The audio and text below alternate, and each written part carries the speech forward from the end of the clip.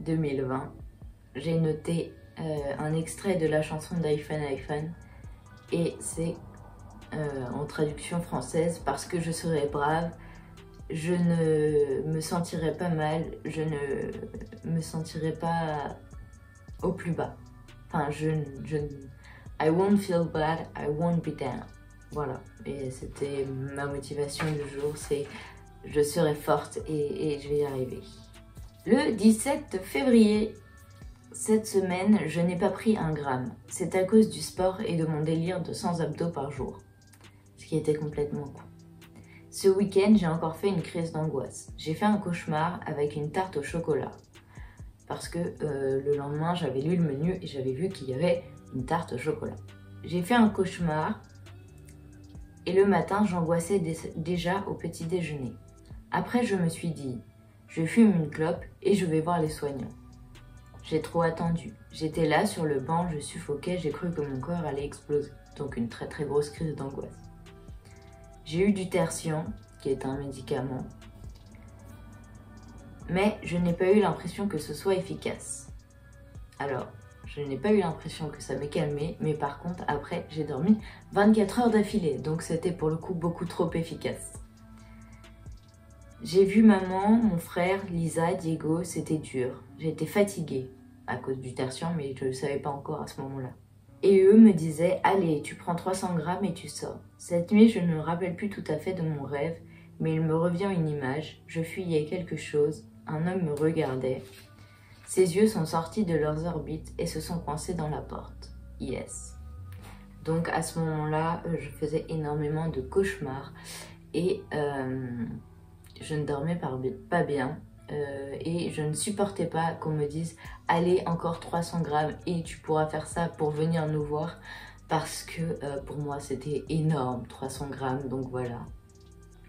Et par rapport à ce qui est du cauchemar avec la tarte au chocolat, donc j'ai angoissé le matin, j'ai fait une très grosse crise d'angoisse. Est venu le moment du repas, on m'a dit écoute, est-ce que tu veux une pomme à la place ou voilà, et j'ai dit non, et j'ai pris ma tarte au chocolat et je l'ai mangée. Et j'étais hyper fière de moi. Et c'était un de mes premiers gros combats contre mes food fear, mes aliments qui me font peur. Et donc vraiment, j'ai réussi le défi haut la main et cette tarte était super bonne.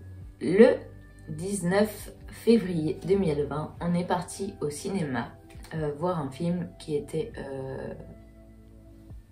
c'est pas Cro-Blanc. Je vous remettrai le titre ici parce que vraiment là j'ai un trou de mémoire.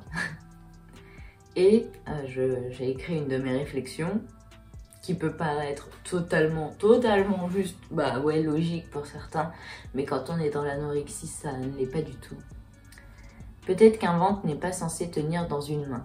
Rey dans Star Wars par exemple est magnifique et forte, même si elle n'est pas des plus fines. Peut-être que féminin est un trait de caractère. Voilà.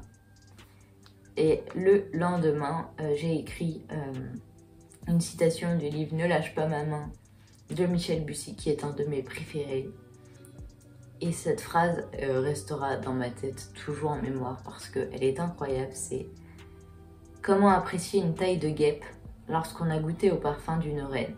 Et oui, je me suis rendu compte que la féminité, c'était pas du tout une morphologie qui disait tu es féminine, c'est toutes les morphologies, et la féminité c'est la femme, c'est les formes, c'est tout ça, et à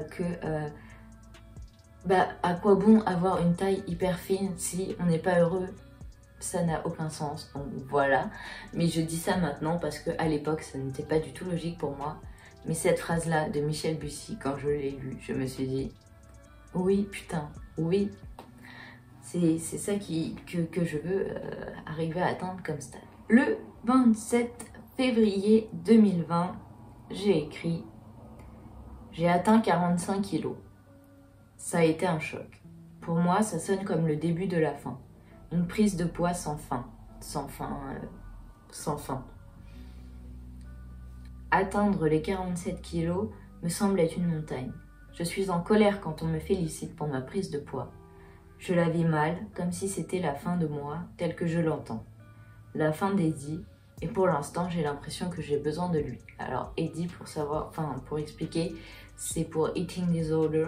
Et c'est le nom que j'avais donné à ma voix dans ma tête qui me disait qu'il fallait que je sois extrêmement fine. Et pour ça, il fallait que je mette en péril ma santé. Et à ce moment-là, du coup, vraiment, j'avais l'impression que j'allais prendre du poids et continuer à grossir et jamais m'arrêter. Aujourd'hui, je suis à un poids stable de santé et je continue à manger pareil tous les jours sans restriction et je ne suis pas grosse. Voilà, vraiment, ça s'arrête au bout d'un moment. Une fois que votre corps a retrouvé son poids santé, vous arrêtez de grossir, voilà. Donc, pour rassurer ceux et celles qui regardent cette vidéo et qui se disent « mais ça va jamais s'arrêter », si, je vous le jure, ça s'arrête. Et le lendemain, 46 kilos, bam, coup de massue. Mais bon, allez, on va tenter de lutter. Tiens, prends ça, Eddie. Et donc, le lendemain, alors quand je dis 45 kilos, c'était la veille. Et en fait, j'avais ma pesée le lendemain. Et j'avais très peur de passer au-dessus des 45 kilos. Et là, j'ai dit, tiens, prends ça, Eddie.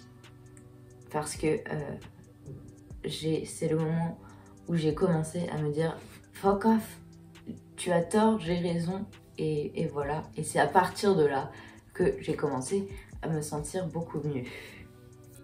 À partir d'un certain moment, dans toute guérison de maladie, il y a des rechutes. Le 17 mars 2020, il y a eu une rechute, j'ai eu des soucis de scarification.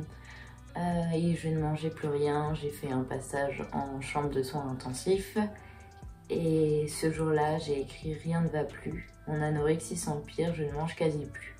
En plus, je me fais vomir, ce qui était nouveau pour moi, je ne le faisais pas avant. Je ne sais pas ce que je cherche, il y a quelques semaines, j'ai dit avoir touché le fond. Mais je creuse encore et encore, je crois que je vais mourir, je n'arrive plus à trouver la force de me battre. Il me faut pourtant en trouver une. Et alors, je sais pas si on va voir, mais vraiment mon écriture, on sentait que j'étais à bout de force, quoi. La sonde me pend au nez comme on me dit. Mais je ne veux pas changer de service parce que du coup, à ce moment-là, ils ont hésité à me sonder. Et ils m'avaient dit, bah voilà, il te reste 3 jours, si tu manges pas dans les 3 jours, t'es sondé. Mais pour ça, il fallait que je change de service et que j'aille dans un service beaucoup plus strict. Et j'avais pas du tout envie. J'ai peur. Enfin, Eddie, ma maladie, a peur d'aller en parler aux soignants. Mais allez, j'y vais. Et ensuite, donc, je suis partie la voir et j'ai parlé avec une soignante. Et là, j'ai eu un déclic parce que mon papa est atteint d'une maladie non curable. Et je me suis dit, bah, il faut que je guérisse parce que moi, je peux le faire. Mon papa pas. Alors, je vais me battre et je vais guérir et je vais y arriver. Dans le livre Le temps est assassin de Michel Bussy, j'ai noté une citation le 17 mars 2020. Faut vivre, mademoiselle, faut vivre pour eux, pour ne pas les oublier. Et cette phrase m'a fait penser à mon papa en me disant faut que je vive pour lui parce que c'est ce qu'il aurait voulu et de toute façon c'est la seule chose à faire. Le 20-03, j'ai encore eu un coup de blues. J'ai écrit « Je n'ai plus envie de rien, si de m'éteindre peut-être. Faut que je tienne le coup pour maman, pour Lisa, pour Diego, mes copains et tout le monde. Je suis exténuée, je suis lasse de me battre. Parfois j'aimerais tout lâcher et que mon corps lâche aussi. Je me demande ce qui se serait passé si j'étais restée dehors. Dehors, si je m'étais pas fait hospitaliser. Avant ici, je ne me scarifiais pas et je ne me faisais pas vomir. Mais où est la putain de clé? Où est ce putain de déclic de merde? Il y a eu un moment infime où en ayant des compléments à la place de la sonde, j'étais soulagée. Maintenant, ma dépression et mon anorexie veulent ma mort. Ils arrivent à me faire croire que c'est moi qui veux mourir. Je ne fais que dormir de toute la journée. C'est la dépression et le vomissement qui font ça. Je vais essayer d'aller en salle informatique au moins juste pour imprimer mes devoirs et on verra plus tard. Putain, je hais ce corps, il est déjà tellement gros et il faudrait qu'il le soit encore plus. En plus, à cause de mon anorexie, je ne fais plus confiance aux soignants. Là, j'ai envie de me scarifier, comme une impulsion, et je ne trouve pas le courage de les appeler. Pendant une fraction de seconde, j'ai vu cette lumière en haut du trou. Et puis j'ai vu la psy. On m'a parlé de mon papa. Je suis retournée dans mon unité. Et là, il n'y avait plus d'espoir, plus de lumière. Tout était sombre. Mais ce coup-ci, j'étais vraiment au fond du trou. Bon, je vais aller fumer une cigarette et peut-être faire l'atelier créatif. On verra bien. Le lendemain, j'ai écrit « Hello, bon, je suis toujours crevée, mais j'essaye de ne pas dormir au moins ce matin.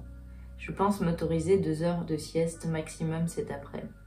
Sinon, je croyais que c'était mon anorexie qui me déprimait, mais en fait, c'est mon anorexie qui me fatigue et qui invite ma dépression à la fête. Mais, mon cher Eddie, je t'ai supporté longtemps, mais la dépression c'est hors de question. Alors, cher Eddie de mes deux, finis le trop de sport et les vomissements. Je vais manger, oui, prendre du poids car j'en ai besoin, et tu vas la fermer, et c'est tout.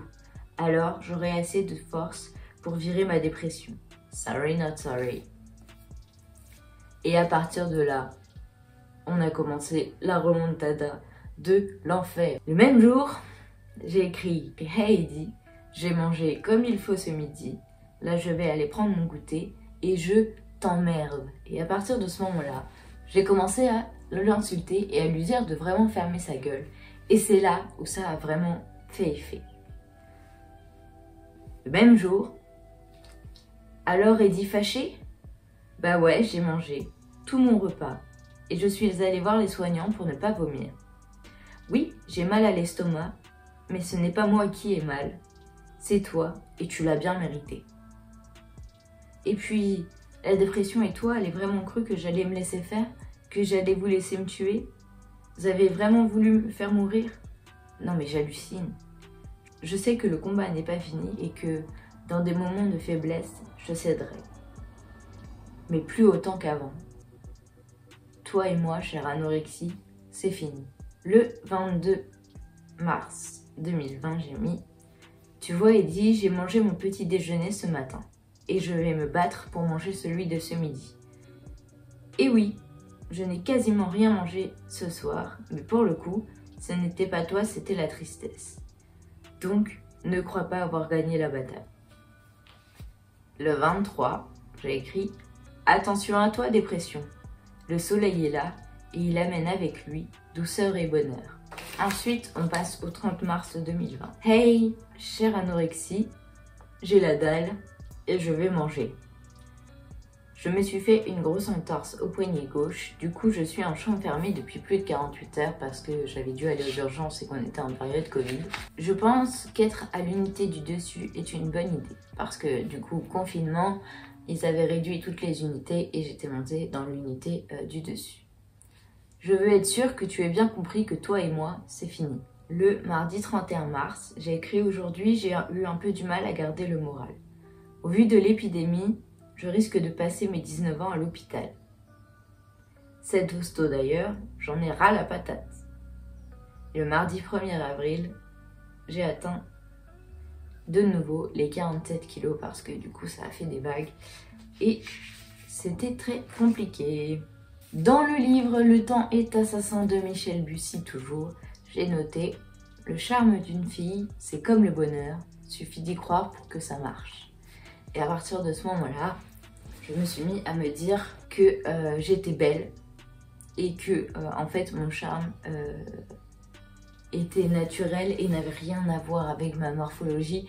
Et je me suis mis d'un seul coup à faire plus attention à mes vêtements, à marcher plus droite et fièrement en me disant que ouais, et ben j'étais stylée et c'était trop cool. Et c'était vraiment juste un moyen de faire rentrer dans mon crâne que bah ouais, je suis belle et on s'en fout du poids, de la morphologie, tout ça on s'en branle, le tout c'est d'être heureuse. Sur ce, je vous laisse, je tournerai la suite dès que possible. En tout cas, si ça a pu vous motiver et vous aider à voir un petit peu tout le trajet par lequel vous allez passer si vous êtes en début d'anorexie ou enfin en début de prise en charge pour anorexie ou même pour dépression. Voilà, savoir que tout ça s'améliore et qu'on finit par y arriver.